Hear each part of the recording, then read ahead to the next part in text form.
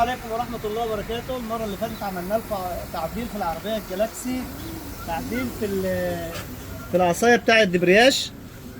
واحد عنده ظروف مثلا في رجله الشمال، عنده بتر في رجله الشمال، عملنا له الدبرياج فين؟ في رجله الشمال، في ايده الشمال، بدل الرجل في ايده الشمال اهو.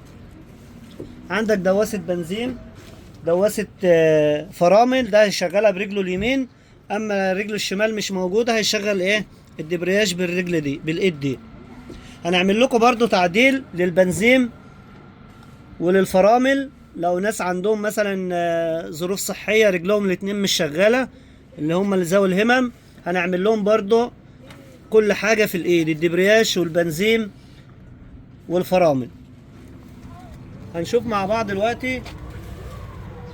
هنجيب صاجه زي دي عرضها 10 سم، صاجة زي دي عرضها 10 سم.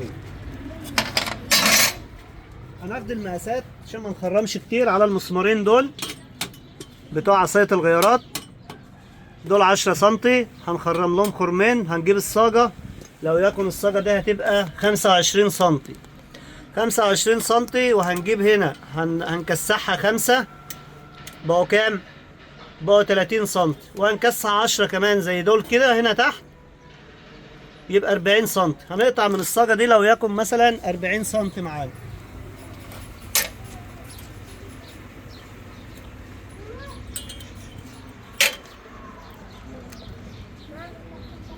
هنقطع منها 40 سم،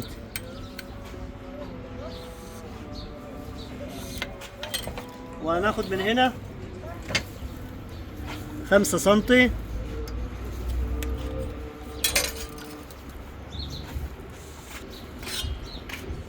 وهنيجي من تحت ناخد كام؟ 10 سم.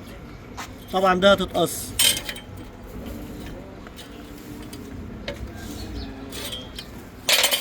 دول طبعا هيتكسحهم، ده هتتقطع وده هتتكسح عكس دي، تمام؟ هنكسحها بقى ونرجع لكم تاني. خلاص احنا كسحناها اهي، اتكسحت واتخرمت على قد الاخرام، هتبقى بالشكل ده كده. هتشبط في المسمارين دول وهتشبط بمسمار تحت، تمام؟ هنعمل قاعدة هنا بقى على المسمارين دول، قاعدة هنوري لكم القاعدة دلوقتي، هنجهزها ونوريها لكم. زي دي لو يكن 50 سم مثلا، 50 سم، هنقطعها نصين، تمام؟ هنقطعها نصين ونخرمها من الأطراف كده، وهنيجي هنا ايه؟ ده جلبة صغيرة اهي، وده عمود يركب فيها على مقاسه. لما نيجي نخرم دي هندخل دي هنا، ونخرم، ما نقطع التانية هندخلها من الجنب التاني ونقطع ونلحمهم في بعض، وهنجيب القاعدة نركبها عليها. هنجهزها برضو نقطعها ونوريها لكم. دول الحتتين اهم 25 سم، ودي الجلبة اللي في النص لحمناها في القاعدة دي. احنا علينا على طول نلحمها فين؟ في القاعدة التانية على طول مباشر، بس انا عاوز اعملها بمسمارين على اساس لسه اول مرة نعملها، عاوزين نطلعها ننزلها، دي تبقى في ايدينا بدل ما نلحم ونفك اللحام. بعد كده الحمها عادي مفيش اي مشكلة، مش لازم بمسامير. هنثبتها بقى معانا مع بعض في القاعدة.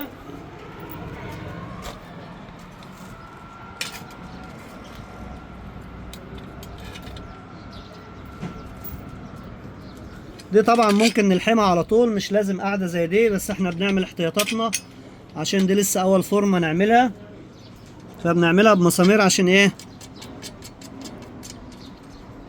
عشان لو حبينا ننقلها نطلعها فوق ننزلها تحت تبقى في ايدينا.